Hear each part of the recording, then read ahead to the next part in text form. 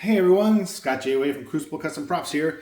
So today we have another one of the Blaster Factory or Field Marshal steel Mausers. This one is a stembridge, Han Solo Return of the Jedi stembridge. Done these before, but this one is one of the new batches of 2026.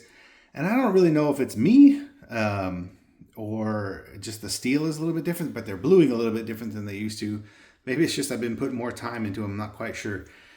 But anyway, it looks really good. Luckily, I have really good reference of this one, so it's pretty accurate.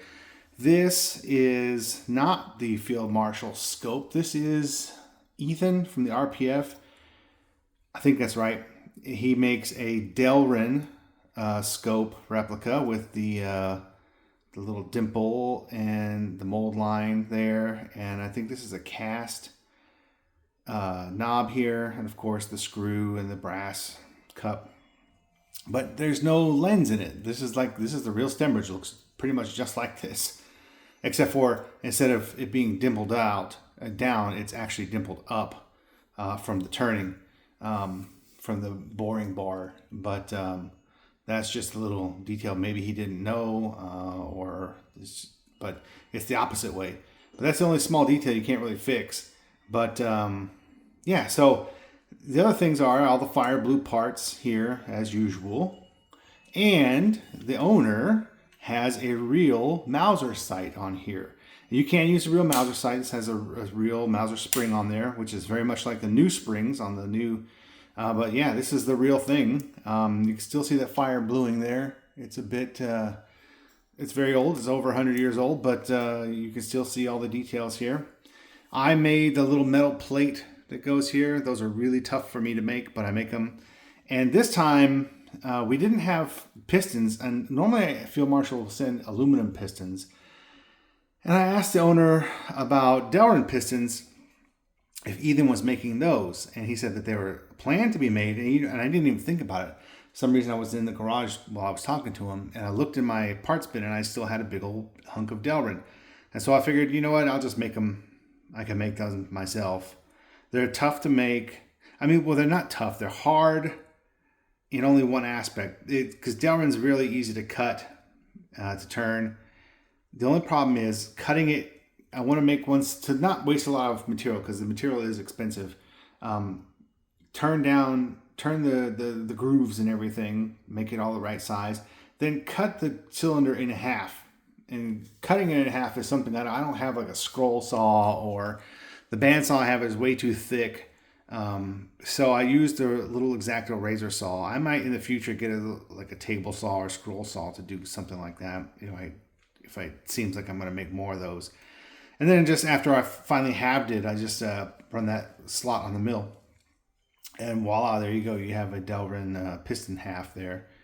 And the owner wanted to put the little screw in the barrel. I did not drill out or put the entire screw in there. I just cut the head off of a screw and glued it in. Because screw doing that, I'm not gonna drill a deep hole and tap it and everything. When I can just glue the head in, and it does the same thing.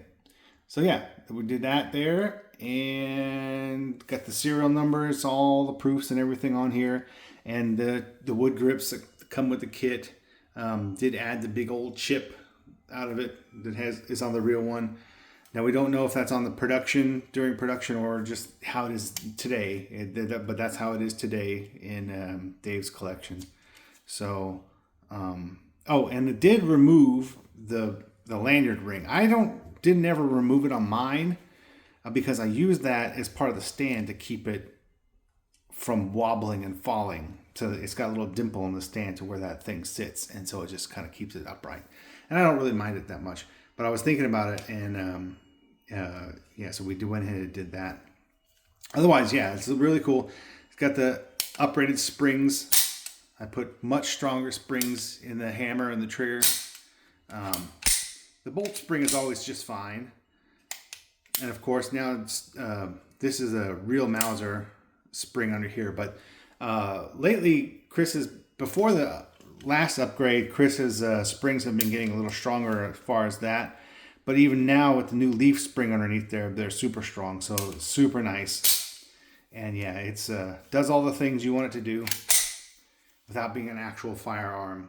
You got the full weight, the full feel, the full detail. And this will patinate over time as you use it and sit and collect dust. I mean, I've weathered it and tried to make it look old, but it's going to look older as it ages naturally too. And it'll look really even cooler after a few years of sitting on your shelf. But yeah, this is cool. I think this is my favorite Han Solo blaster for some reason. I don't know. I just really dig it in hand. It's more comfortable than the others. It's more balanced. Pretty neat. Plus, it's got the highest body count out of all the movies. So, pretty cool. And it's just so funky. So funky looking. But there it is. That's the Blaster Factory, stembridge steel, all steel Mauser. Thanks for watching.